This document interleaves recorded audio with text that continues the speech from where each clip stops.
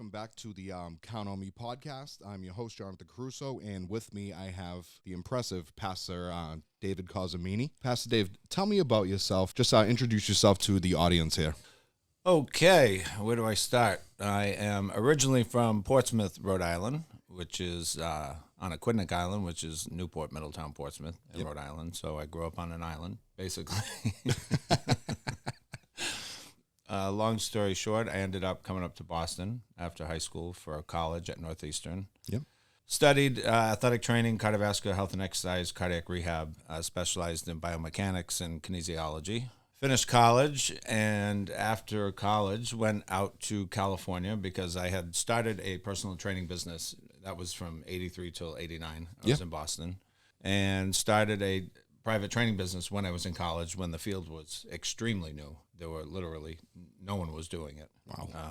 So went out to California because that's kind of where the guy named Body by Jake was. Is that where it happens out there? At the time. Yep. And but I realized that it already started to progress. Always in California, everything's always ahead of the East Coast. Yeah. And so after about a year and a half, I decided to come back home to Portsmouth. A Gold's Gym had opened in our town. So I got back and I, went into the gym and found out, long story short, 3 guys opened it. One of the owners died on the day it opened. And oh, really? So I became friendly with the owners, and they offered me a percentage in the gym to run it, as long as the stipulation was that I could run a private training business out of there, and they were totally okay with that. And so, again, I started up a new business, and after about 4 years there, I decided to try it on my own and opened up the first personal training gym in Rhode Island. So, wow. Yeah, there was no... so you were the first, really? I was the first in Rhode Island, yeah. They didn't even know how to categorize me because...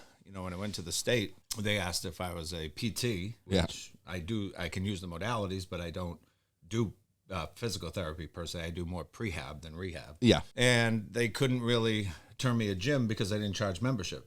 You would pay me individually. Yeah. So I fell into this gray area. But long story short, no one, other people I talked to, my little sister was in fitness as well, and she's won a lot of championships in bodybuilding and fitness and stuff. And they were in personal training as well. I kind of got them started in it when I was doing it in college, and they were out in California at the time. But so they said, well, the numbers don't really work. And I just said, I'm going to give it a shot.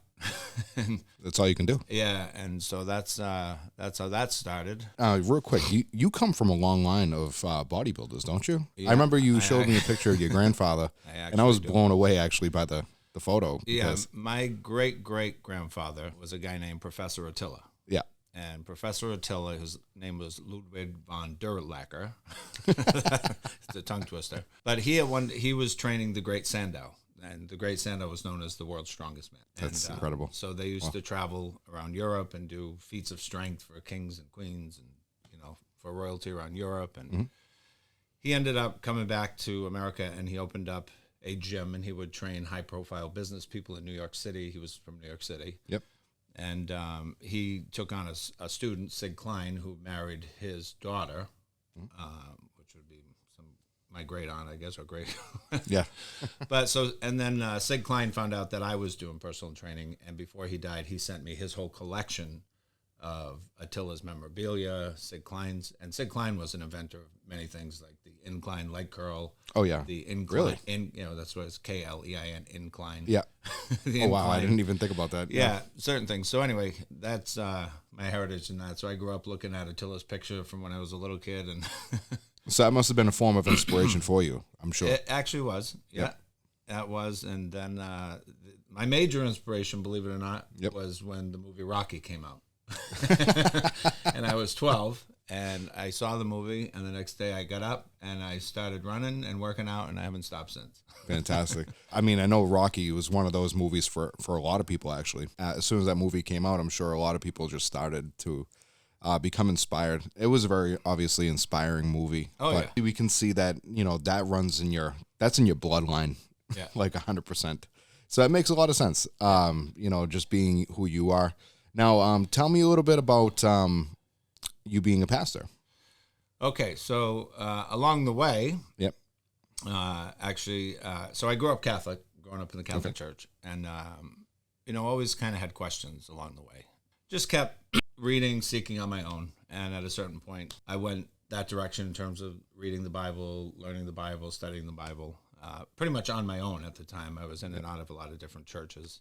And then early in 2000, I was getting frustrated because things weren't making sense to me. I literally prayed that God would lead someone in my life that would give me the answers. Yeah. And I found a church in Somerset, Mass, and walked in there and knew I had found my right pastor. After about a year being there, he asked me to start doing things, and we became very friendly. And he saw that I had the gift of pastor, so he raised me up to be a pastor, started teaching at his church. Eventually ended up here in Boston working with Salvation Army, started my own church in a hotel conference room on a Friday night. Oh, did you really? Yeah, with people I had met who were coming in Salvation Army in terms of the store, because I was running the warehouse store at the time. Yep. So we had a small group on a Friday night, and then it went to Wednesday, Friday, then it went to Wednesday, Friday, Sunday. We moved to a few different locations, and I'm where I am now in Saugus for the past 7 years. So it's been 10 years for the ministry. Wow. On a wing and a prayer, literally. Yep. Isn't that how it always goes anyway? Yeah, still going, still online on Rumble, yeah, at Boston Bible Church. And so it's good. I have listeners from around the world and around the country that once I, film a message, put it up, they log on and watch and keep up to date with the doctrines I'm teaching. Yep. Guys, I am going to be sharing the link down below if you want to give him a listen. It's definitely worth it for sure. I've spent some time with Pastor Dave here, and he's very insightful. He's actually opened me up to quite a few things, even out in the field, but not only out in the field, but in life. So thank you. Now, as far as Got Junk, Pastor Dave has been here for about nine years now. Yeah, going on 10 total. 10 total. Yeah, 10 I think in May. The first year I was really just helping the previous owners. Yep. Before Southwind came in 2 years ago. Oh wow. Because that, like I said, being at Salvation Army, Got Junk donates, and so one day this guy came up in this blue outfit with a blue hat, and he says, "Do you run this place?" I said, "Well, I run this warehouse store, yeah." And he said, "Why don't you take my furniture?" And I said, "Oh, who the heck are you?" He said, "I'm Don from 1-800-GOT-JUNK." And I said, "Okay, Don, what's 1-800-GOT-JUNK?" And he said, he explained what the service was. And I said, "Well, I've never seen your trucks. You must go down to the donation area." I said, "From now on, bring your trucks up here. If I think I can sell it, I'll take it." Yep. And so that's how I met the owners. And Don and I are still very friendly today. We play golf every Friday. And, oh, really? Yeah, we do. And but that's how I met him. And then at one point, he was kind of losing his hair a little bit by not being able to find workers. And I was just pastoring at my church. And so I had some days in the week that I was available, and I said, "Don, I'll help you as a friend if you want." And he said, "No, if you work here, you got to work here." I said, "Okay, that's fine. I'll work here." Yeah. So I said, "I have Monday, Tuesday, Thursday, and Saturday. I can help you." Yeah. And so that's how it started. I was just kind of helping him, like running a truck to Liberty Chevrolet or to the tire place or wherever it was. Yep. And then he asked me to swing a couple trucks to some guys. I said, "Yeah, no problem." I did that, and then he was having trouble finding guys to go on the truck, and that's when I said, "How hard can it be?" I said, "I'll go on the truck." I said, "I've been working out my whole life. It can't be that hard." Yeah, right. And I got on the truck, and I haven't been off it since. Okay, yeah, so it just stuck with you. I love it, yeah. Now, what makes you stick around? Like, what about Got Junk made you want to stay? Well, and I mean, even before Southwind, yeah. I still love what I did. Yeah. I it's funny because when Southwind came in and I saw their whole process, that's the way I thought it could have been in the past. Yeah. And I thought there's so much more this could be. And that's why when Southwind came in and I was able to go to Kansas City, they gave me that opportunity to go there and I saw what was happening. I knew it was 100% the right. Good. Yeah. Because they changed the process. Yeah, they changed everything. Yeah. So what was the big difference, back then to when Southwind took over? It would be like playing in farm league baseball to the major leagues. Really? Yeah. That's significant. Yeah. It's a huge, everything about it. Yeah.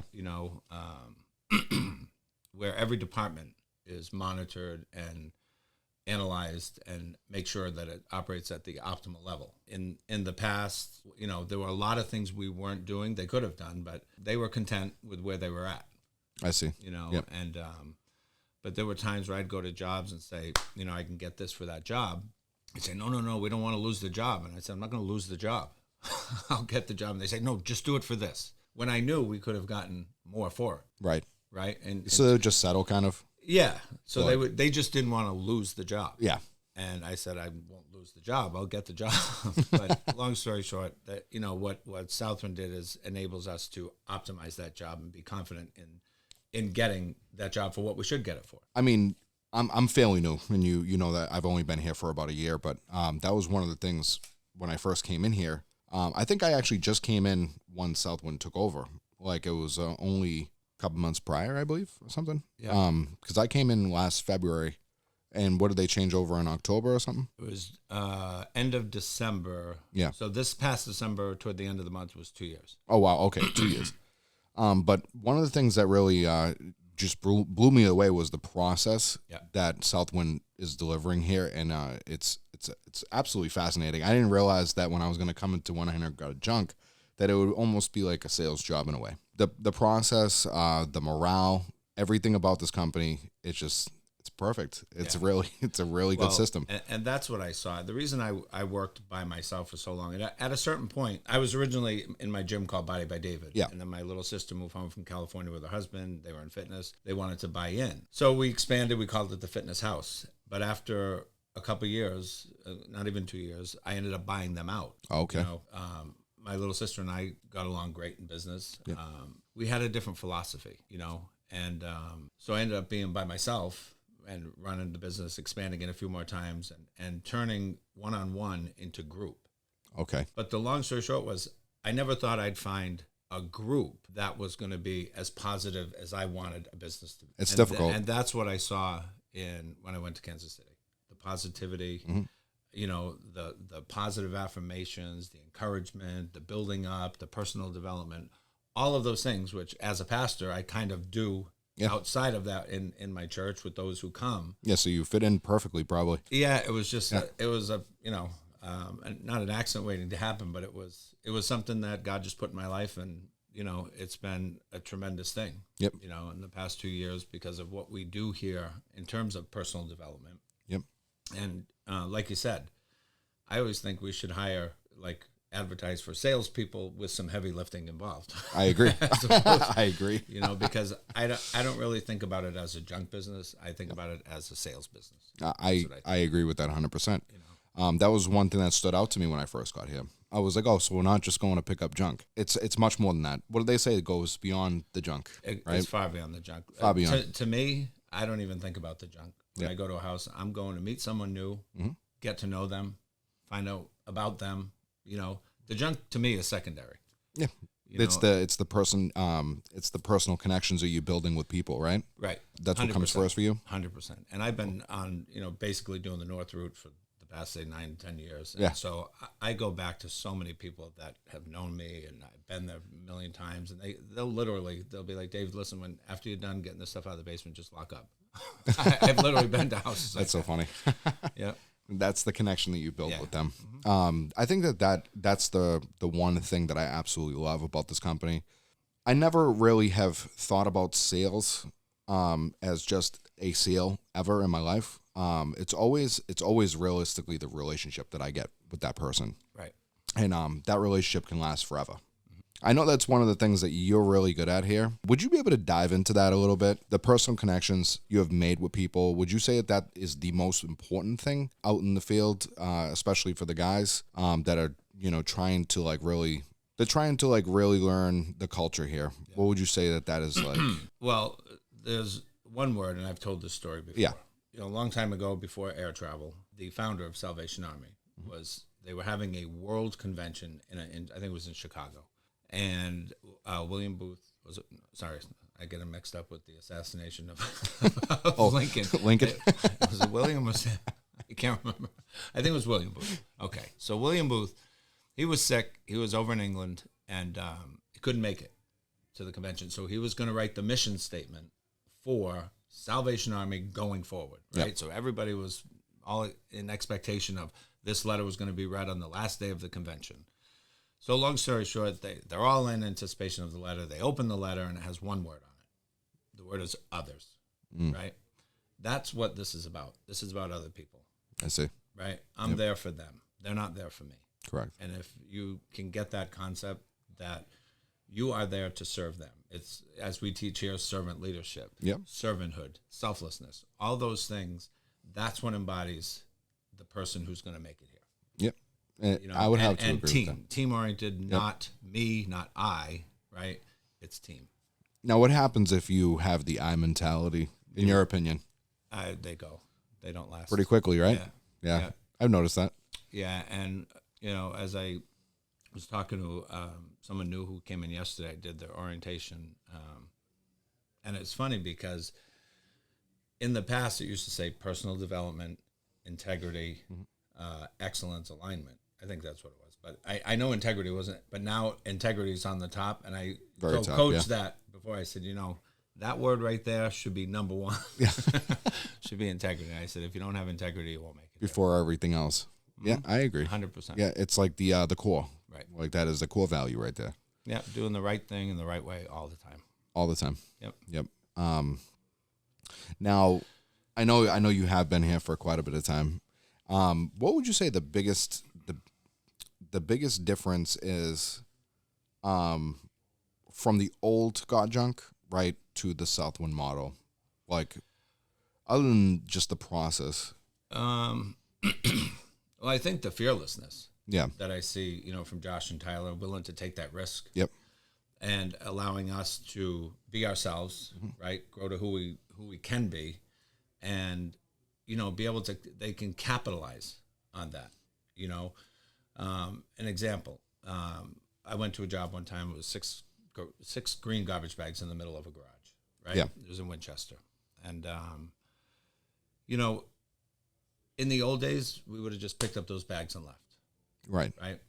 But I've always been a little more than that in terms of, getting to know the person. Well, long story short, I ended up talking with the guy for almost an hour. Yeah. I ended up cleaning out not just those bags, but his whole garage and the attic above his garage. And just from talking to him, I knew there was a situation in the house with his wife, with Alzheimer's. I see.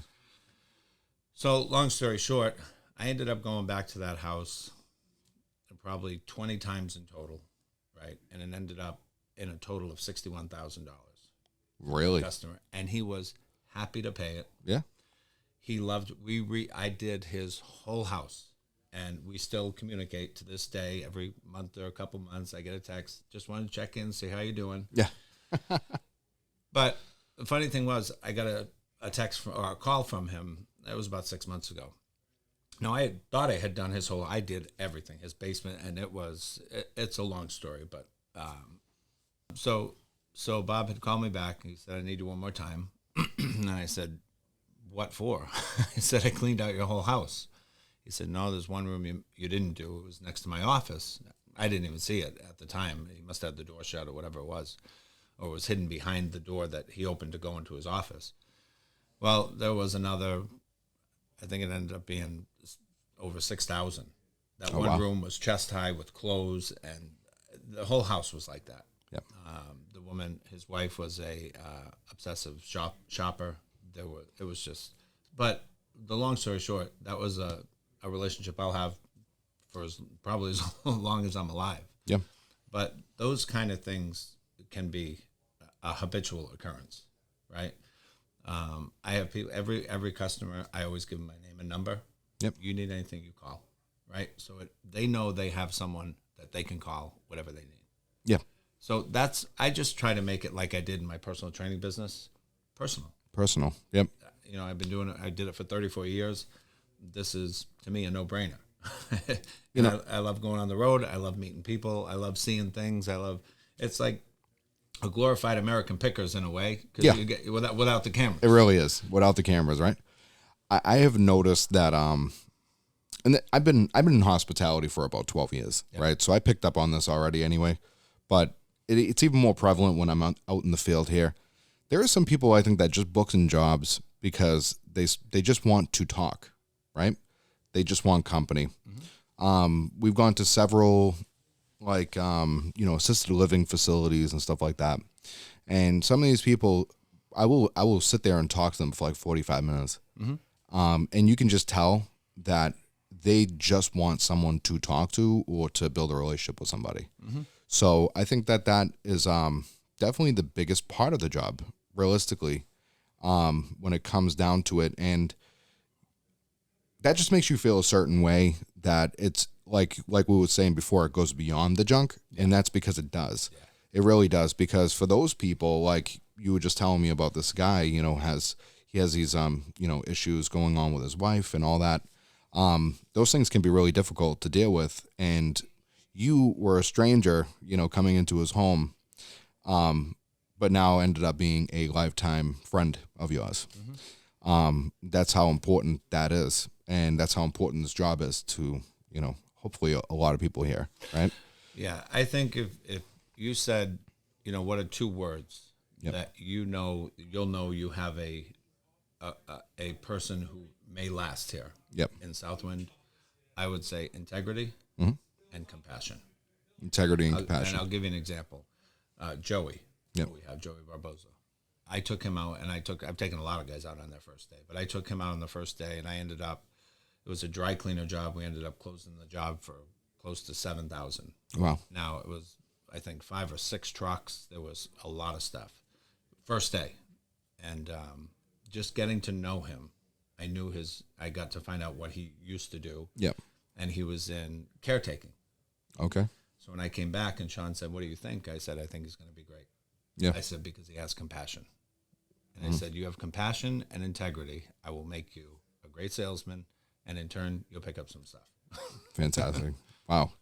Yeah, and I think that those, if you have that previous experience coming into this company, that's going to go a long way. A 100%. long way. This is the people business. Yeah, exactly. And it's, like I said, it's not much different than what I did my whole life. Yep. Plus, I grew up in a drugstore. My dad was a pharmacist. We owned the drugstore in town. We were the only game in town.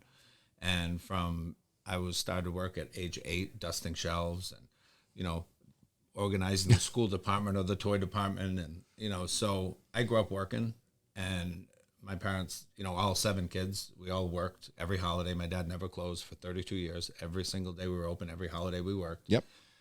And I think you just learn certain things. And I watched my dad, where people couldn't afford medicine, he would give them medicine. Yep. He would just cuff it to them and say, "You know what, when you can pay me, and if you can't, don't worry about it." We would do deliveries in the middle of the night.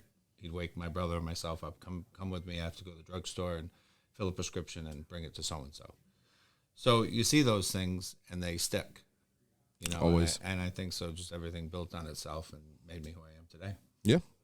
I know that, working hard, but also, watching some people that they're like idols in your life, like your parents, especially, watching the hard work of your father, right? And just to watch his interactions with people and how he dealt with people, it wasn't always, from what I'm getting from you, it wasn't always about a sale for him. No. It was really, we're here to help each other, right? And in the moment that you know that a person does need that help, you kind of step in, right? And that's probably what you gleaned the most from your father, I'm sure, right? Yeah, I mean, it was a family store. Yeah. It's so Christmas time, we had eggnog for the town. It was awesome. We were the center of town because the post office rented from us and a bank rented from us in the same building. Yeah. And so we were literally the center of town, and we were, a big family in town. So, but yeah, I watched him show up to work every single day. But I honestly can't remember a day he was ever sick. Really? And if he was, he still went to work. Wow. So those are the ethics, I guess, that I learned. And there is no sick. There is no sick. Even though of course. Obviously you get sick and you work, but that was the mentality. Yeah. It was, get up and go out and work. Yep. That's that's called discipline. Yeah, discipline. And I honestly, if I didn't love this, it would be difficult for me to do it. Because if I don't love something, I'm not going to be great at it. And how can you? You can't. You can't. Well, I know you can. You definitely can, because there's people that they don't love it, right? But they do it, and it becomes redundant. I've noticed for them, it's redundant. Every day is the same thing. But they're good at it. Yep, they're good at it. They're not great at it. Exactly. How can you possibly get to the highest levels of achievement if you don't love that thing? You can't. I think it's impossible. Right. Definitely. It's like anything. Yeah. With me studying the Word and studying the Bible, I love it. Yeah. And I'm really good at it. I'm really good at exegeting a passage, taking it from the original language, and teaching what it actually means. Incredible. Same with this. If I didn't love this, which I come to work every day, I love it. I'm here at 4:30 in the morning. I work out in the gym that I build out in the warehouse. Yeah. It's a great gym, I'm by the ready way. to rock and roll. Yeah. Yeah. And I can see that from you anyway. You're the type of person, you just put in a lot of effort out there, and you do take a lot of, time to build up the customers, but not only build up the customers, build up the team around you. And I know that that's important to all the guys, including myself here. But yeah, just keep that moving, I guess, Yeah. Is there anything that you'd like to share with the guys to, inspire them to do something bigger than them? Well, I think that one of the things that, I've learned, Yeah. and two of the things that, and AB and I talk about this a lot, and we have since I met him. Yeah. And he's truly an incredible individual. Yeah. For his age, the wisdom at his age, and the discipline that he has. We talk about a couple things, and I said to him, objectivity and humility is teachable. Yep. Arrogance is not teachable. It's not even reachable, never mind teachable. It's not reachable at all. Yeah. Yeah. And so if someone has objectivity and humility, right? I've learned from him when I met him, I think he's 28 now. Yeah, AB. I was learning from yeah. a 26-year-old. Yeah. But I was willing to learn because I knew he knew things about Southwind I didn't know. Right. And I could have always said, well, what are you going to teach me? I'm 59 now, so I was 57 at the You could have time. certainly did that, yeah. But you can't be that way. Yep.